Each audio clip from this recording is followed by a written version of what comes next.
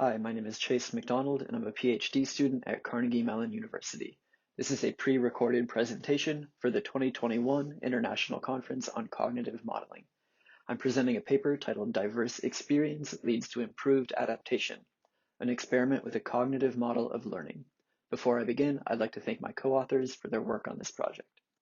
In this work, we ask what conditions in learning facilitate improved adaptation to novel or unexpected situations.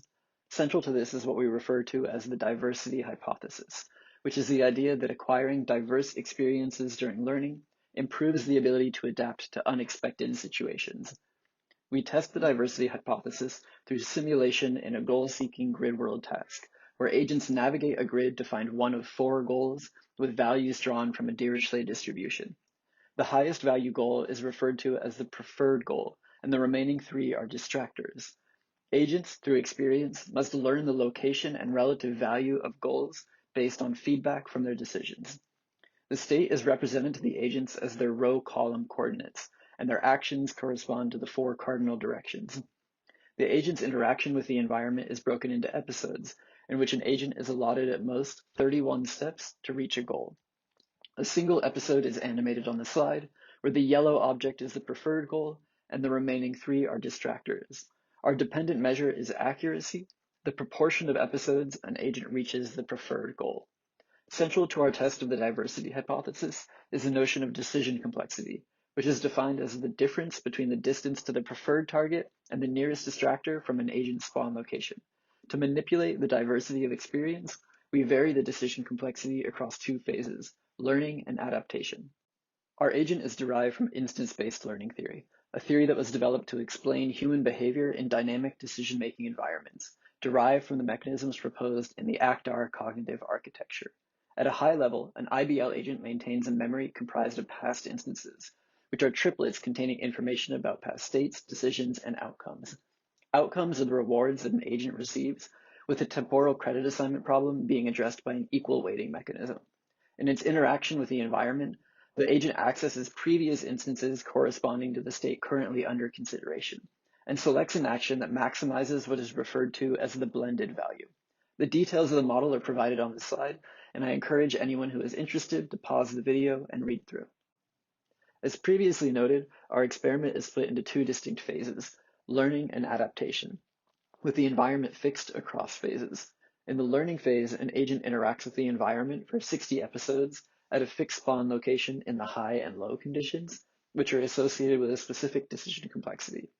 In the mixed condition, the spawn is randomized at each episode.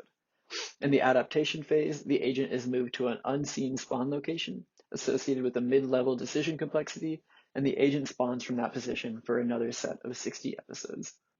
Our primary result is shown here on the left. The plot depicts the learning curve of agents in each condition, with results averaged over 100 grid configurations with 3 independent trials per grid. Agents in the mixed condition have the best initial performance when transitioning between phases, and the agent in the low condition is able to converge to the same level of performance after initial decline. In contrast, the agent in the high condition is unable to match the performance of the agents in the other 2. As a whole, the results here support a diversity hypothesis. The mixed condition agent is able to adapt the best to a change in their situation. And this result is somewhat intuitive, as the agent is more likely to have an overlap in experience between the learning and adaptation phases. The interesting distinction is then between the 2 fixed spawn conditions. To investigate the difference between the high and low condition, we can examine the within phase behavior of the agents. Shown here on the right is a heat map of a single grid that depicts the proportion of steps an agent occupied each position throughout both phases. Comparing the low and high conditions, we can see that the high condition is concentrated in a smaller area with low experience diversity. The effects of this are reflected in the adaptation phase. The low and mixed agents are able to converge to similar paths over time, whereas the high condition agent fails to do so, inhibited by its highly concentrated previous experiences.